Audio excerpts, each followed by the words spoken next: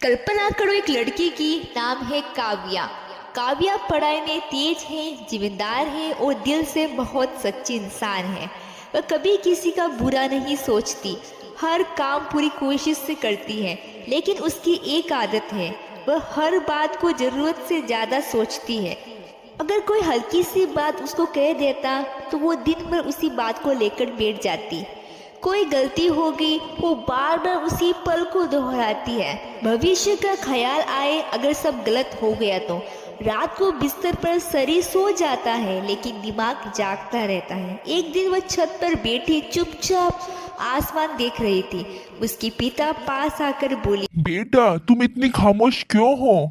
काव्या की आंखें भर आई, बोली, पापा मेरा दिमाग कभी बंद ही नहीं होता। मैं सही हूँ या गलत, लोग मेरे बारे में क्या सोचते होंगे पापा? अगर मैं असफल हो गई तो? पिता मुस्कुराए और बोले, बेटी सोचने वाला इंसान कभी गलत नहीं होता, लेकिन सोच तुम्हें रोक दे तो समझ लो वो तुम्हारी ताकत नहीं बेटा, बेड़ी बन चुकी है। ये बात काव्या के दिल में उतर गई।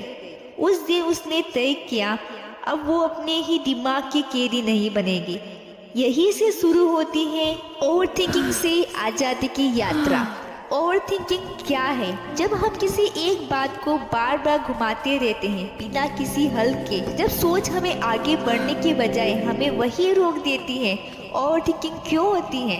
क्योंकि हमें डर लगता है, गलती का डर, असफल होने का डर, लोग क्या कहेंगे इसका डर। कभी कभी पुराने अनुभव हमारे दिमाग में ऐसे बैठ जाते हैं जैसे वो आज भी हो रहे हो। और सबसे बड़ा कारण, खुद पर भरोसे की कमी। ओवर थिंकिंग से क्या क्या होता है दोस्तों, जानना चाहोगे?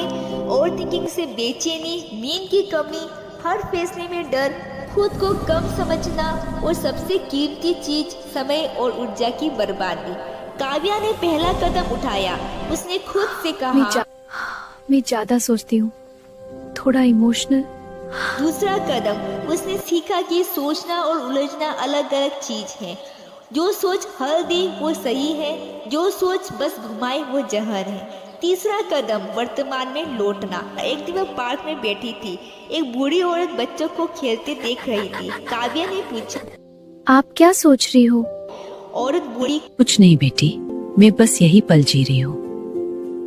तभी काव्या को समझ आया, जिंदगी सोचने के लिए नहीं, महसूस करने के लिए है। उसने नियम बनाया, दिन में सिर्फ 20 मिनट सोचने के लिए, बाकी समय काम, सीखना और जीना। छोटे छोटे फैसले लेने लगी, गलती हुई, सीखा और आगे बढ़ी। परफेक्ट बनने की जगह उसने एक्शन को चुना। वह अपनी सोच डायरी में लिखने लगी। कोई डर कागज पर आते ही कमजोर पड़ गए। उसने फोन से थोड़ी दूरी बनाई, तुलना कम हुई, सुकून बढ़ा। हर रात खुद से पूछती, आज मैंने क्या अच्छा किया, और धीरे धीरे उसका आत्मविश्वास लौटने लगा। काव्या ने एक बात स्वीकार की, हर चीज उसके नियंत्रण में नहीं है, और यही स्वीकार करना उसे हल्का बना गया। आज भी काव्या सोचती है, लेकिन अब वह सोच की गुलाम नहीं है। वह जान चुकी है, जो लोग जिंदगी बदलते हैं वो हर बात का विश्लेषण नहीं करते हैं, वो कदम उठाते हैं। और अब वह सिर्फ यही कहती है, मैं डर के साथ भी चलूंगी, मैं सोचूंगी लेकिन रुकूंगी नहीं, मैं जिंदगी को देखूंगी नहीं, मैं जिंदगी जीऊंगी। सवाल आपसे है दोस्तों, कि आप भी अपने दिमाग की कैद से बाहर आना चाहते हो? तो आज ये तय करो, सोच कम, जीना ज़्यादा। यही असली आज़ादी है दोस्तों।